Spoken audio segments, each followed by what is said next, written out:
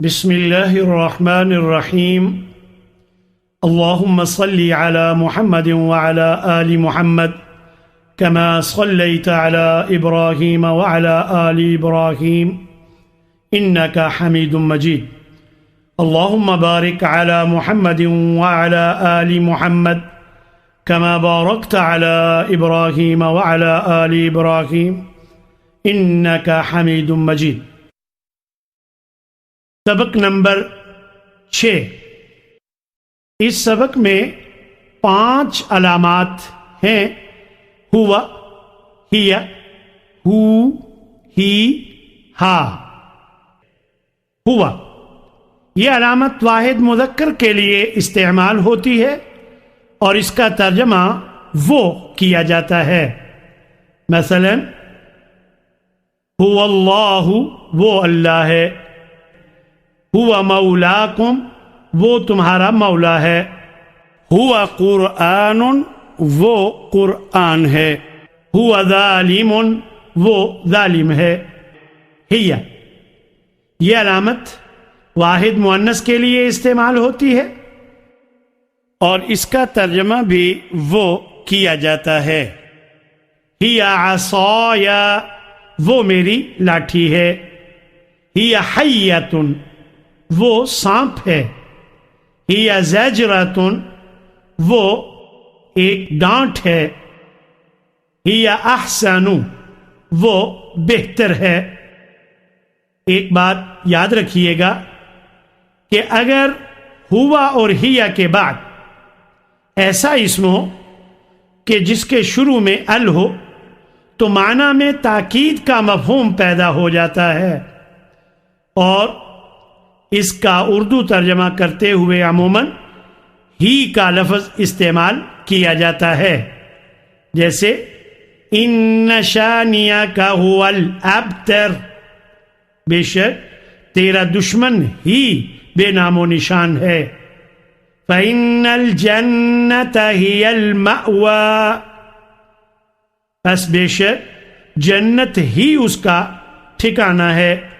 کلمۃ اللہ ہی العلیٰ، اللہ کی بات ہی بلند ہے۔ ایک بات یاد رکھیے گا کہ یہ دونوں علامتیں ہوا اور ہیا ہمیشہ الگ استعمال ہوتی ہیں، اسموں، فعلوں اور حرفوں کے ساتھ یہ نہیں آتی۔ ہو، ہی، یہ دو علامتیں واحد مذکر کے لیے اسم، فعل اور حرف تینوں کے آخر میں استعمال ہوتی ہیں۔ اسموں کے ساتھ اگر ہو، ہی اسم کے آخر میں ہوں تو اس کا ترجمہ اس کا، اس کی، اس کے یا اپنا، اپنی، اپنے سے کیا جاتا ہے۔ مثلا عندہ، اس کے پاس یعنی اس مذکر کے پاس۔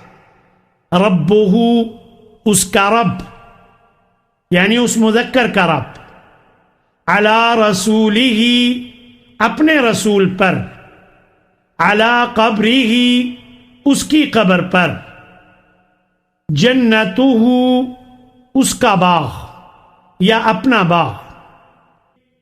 ہو اور ہی دونوں ایک ہی مفہوم رکھتے ہیں، البتہ ہو کو پڑھنا اگر مشکل ہو تو اسے ہی سے بدل دیا جاتا ہے۔ عموماً جب اس سے پہلے زیر ہو تو ہو کو پڑھنا مشکل ہوتا ہے، جیسے بھی ہو۔ اب ہو سے پہلے زیر ہے تو ہو کو پڑھنا مشکل ہے، تو اس مشکل کو آسان بنانے کے لیے اسے ہی سے بدل دیا جاتا ہے اور اس سے معنی میں کوئی فرق نہیں آتا۔ افعال کے ساتھ اگر ہو یا ہی فعلوں کے آخر میں ہوں تو ترجمہ عموماً اسے یا اس کو کیا جاتا ہے۔ مثلا یرزقہ، وہ رزق دیتا ہے اسے۔ نصلہ، ہم داخل کریں گے اسے۔ خلقہ، اس نے پیدا کیا اسے، نولیہ ہم پھیر دیتے ہیں اسے، حروف کے ساتھ۔ اگر ہو یا ہی حرف کے آخر میں ہو تو ان کا ترجمہ عموماً اس یا وہ سے کیا جاتا ہے۔ مثلا علیہ اس پر، الیہ اس کی طرف، انہ بے شک وہ، منہ اس سے۔ یاد رکھیے اگر ہو اور ہی سے متصل پہلے سکون ہو یا ان کو اگلے لفظ سے ملا کر پڑھا جا رہا ہو تو الٹا پیش کی بجائے صرف پیش اور کھڑی زیر کی بجائے صرف زیر استعمال ہوتی ہے۔ مثلا لہو، اب یہاں الٹا پیش ہے، لیکن جب اسے اگلے لفظ سے ملایا جائے گا تو یہ صرف پیش سے بدل جائے گا۔ لہ الملک، بھی اس میں کھڑی زیر ہے، لیکن جب اسے اگلے لفظ سے ملایا جائے گا تو یہ صرف زیر سے بدل جائے گا۔ بہ الارض، منہ اس میں الٹا پیش ہے، کیونکہ اس سے پہلے سکون ہے تو اس لیے یہ اب صرف پیش سے بدل جائے گا اور کہا جائے گا منہ۔ ارسلہ، یہاں پر بھی الٹا پیش اس وجہ سے پیش میں بدل جائے گا کیونکہ اس سے پہلے سکون ہے۔ علیہ اصل میں تھا علیہ، کیونکہ ہی سے پہلے سکون ہے تو اس لیے یہ صرف زیر سے بدل جائے گا۔ تو معلوم ہوا کہ اگر الٹا پیش یا کھڑی زیر سے پہلے اگر سکون ہو تو اسے صرف پیش یا صرف زیر سے بدل دیا جاتا ہے، اور اگر الٹا پیش کو یا کھڑی زیر کو اگلے لفظ سے ملایا جا رہا ہو تو بھی صرف پیش یا صرف زیر سے بدل جاتے ہیں۔ ہاں، یہ علامت عموماً واحد مؤنث اور کبھی جمع کے لیے بھی استعمال ہوتی ہے، اور یہ علامت اسم، فعل اور حرف سب کے آخر میں آ سکتی ہے اسماء کے ساتھ۔ اگر ہا اسم کے آخر میں ہو تو ترجمہ اس کا، اس کی، اس کے یا اپنا، اپنی، اپنے سے کیا جاتا ہے۔